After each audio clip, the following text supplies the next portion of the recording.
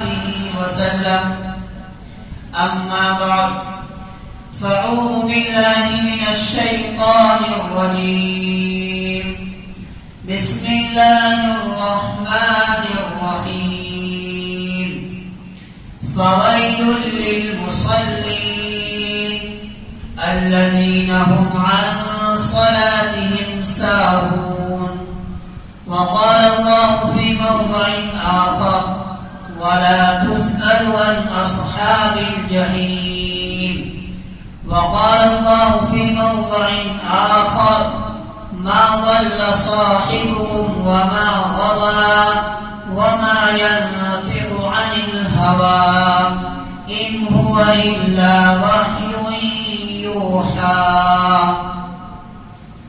صدق الله العظيم وصدق رسوله النبي الكريم. محترم سامعین کرام، اللہ تبارک و تعالی کا احسان اور فضل ہوا کہ اللہ تبارک و تعالی نے ہمیں مومن ایمان والا بنایا. گزشتہ ہفتہ جیسے پہلے میں نے آپ کے سامنے ایمان والے کی ویلیو بیان کی تھی کہ ایک ایمان کی ویلیو کیا ہے، قرآن اس کا مقام و مرتبہ کیا بیان کرتا ہے. دوبارہ اس کو ریپیٹ کرنے میں وقت صرف ہوگا، لہذا مائنڈ میں اس چیز کو رکھیے کہ ایمان والے کی دنیا میں کیا ویلیو ہے، اللہ کی نظر میں کیا ویلیو ہے، قرآن نے ایمان والے کی ویلیو کس طرح بیان کی. میں نے آپ حضرات کے سامنے ایک آیت کریمہ پڑھی، وَالنَّجْمِ إِذَا هَوَى مَا ضَلَّ صَاحِبُكُمْ وَمَا غَوَى وَمَا يَنطِقُ عَنِ الْهَوَى إِنْ هُوَ إِلَّا وَحْيٌ يُوحَى.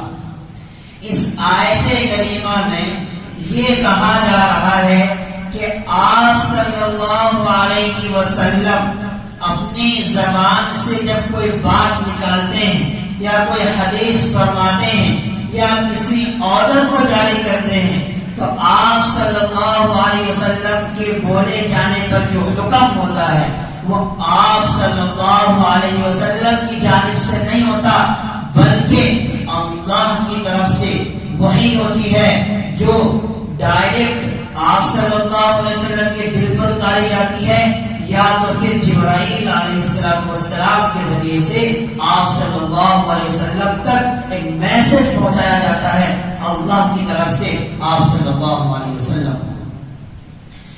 تو آپ صلی اللہ علیہ وسلم جو کوئی بات کہے تو یہ اللہ کی طرف سے ہوتی ہے، اور اللہ کی بات پر کوئی نکیر کرے، جیسے کہ قرآن شریف کلام اللہ ہے، اگر ہم کسی آیت کریمہ کا انکار کریں تو ہم کافر ہو جائیں گے، اللہ کے کلام کا منکر ہو جائیں گے. اسی طریقے سے اگر ہم کسی حدیث اور آپ صلی اللہ علیہ وسلم کے قول کا انکار کریں گے تو ہم کافر ہو جائیں گے. میں ایک بیک گراؤنڈ بنا رہا ہوں، آخر میں آپ کے سامنے ایک فتویٰ بیان کرنے والا ہوں. محترم سامعین، عبداللہ بن مسعود رضی اللہ تعالی عنہ کتنے بڑے عالم ہیں اور کتنے بڑے فقیہ ہیں، آپ کے سامنے بات آئے گی. اس سے پہلے ان کے سوانے اور ان کی ویلیو، ان کا مقام و مرتبہ بیان کرتے ہوئے، اور اس سے پہلے بھی آپ صلی اللہ علیہ وسلم کی تھوڑی بہت سیرت بیان کر دوں. محترم سامعین کرام، ایک یہ ہے کہ میں اپنی طرف سے نبی کی شان بیان کروں، اور ایک یہ ہے کہ عرش پر خدا خود نبی کی شان بیان کرے. تو میں چاہتا ہوں کہ آپ کے سامنے نبی کی وہ شان بیان کروں جو اللہ نے عرش عظیم پر فرمایا ہے، عرش عظیم میں بیان کیا ہے. دیکھیے، ایک یہ ہے میں اپنی طرف سے نبی کی شان بیان کروں، ایک یہ ہے کوئی شاعر، کوئی ادیب، کوئی لبیب، کوئی مفکر، کوئی مدبر، کوئی محقق، کوئی شیخ الحدیث، کوئی امام، کوئی فقیہ نبی کی شان بیان کرے. میں چاہتا ہوں آپ کے سامنے نبی کی وہ شان بیان کروں جو اللہ نے بیان کی. دیکھیے، دنیا میں 1,44,000 یا 1,24,000 انبیاء کرام آئے، لیکن ان کی سیرت کا آغاز ان کی پیدائش کے بعد ہوا. حضرت آدم علیہ السلام آئے، ان کی سیرت کا آغاز ان کی پیدائش کے بعد ہوا. حضرت شیخ علیہ السلام آئے، ان کی سیرت کا آغاز ان کی پیدائش کے بعد ہوا. حضرت ابراہیم علیہ السلام آئے، ان کی سیرت کا آغاز ان کی پیدائش کے بعد ہوا. حضرت نوح علیہ السلام آئے، ان کی سیرت کا آغاز ان کی پیدائش کے بعد ہوا. لیکن قربان جاؤ اپنے نبی پر کہ یہ سب سے بعد میں تو آئے، لیکن ان کی سیرت کا آغاز ان کی پیدائش سے پہلے ہوا. دیکھیے آدم علیہ السلام کا اس دنیا سے جانے کا وقت، رحلت فرمانے کا وقت ہے، انتقال کا وقت ہے. اپنے بیٹے شیس علیہ السلام کو بلاتے ہیں اور کہتے ہیں اے بیٹے اگر تجھے دنیا میں کسی چیز کی ضرورت پڑے تو اللہ ہی سے محمد کا واسطہ دے کر مانگنا اللہ سے ہے، واسطہ محمد کا دینا. اس لیے کہ میں جنت سے وقت گزار کر آیا ہوں. جنت میں سونے اور چاندی کے مکانات بنے ہوئے ہیں اور بہت سے درخت ہیں وہاں پر. چاندی اور سونے کے محلات سے بنے ہوئے ہر اینٹ پر محمد کا نام لکھا ہوا ہے اور وہاں کے ہر درخت کے ہر پتے پر محمد کا نام لکھا ہوا ہے.